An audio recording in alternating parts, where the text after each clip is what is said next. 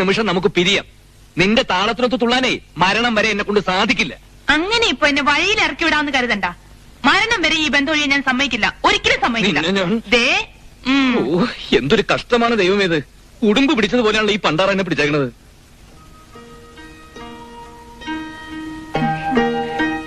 സുധാകരേട്ടാ,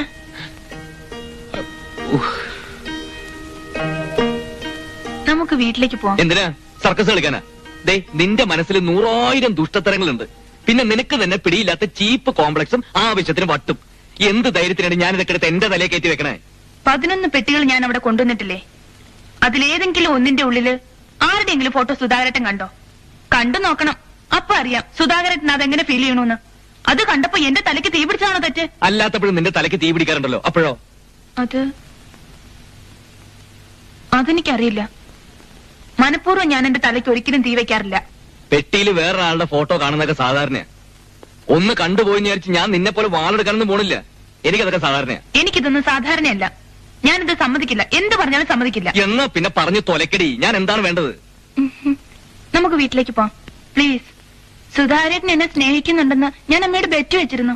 അതിന്റെ തെളിവായിട്ട് എന്നെ കൂട്ടാൻ സുധാകരൻ ഇവിടെ വരുമെന്ന് ഞാൻ പറഞ്ഞിരുന്നു. ഇപ്പൊ എന്തായി? ഞാൻ ജയിച്ചില്ലേ?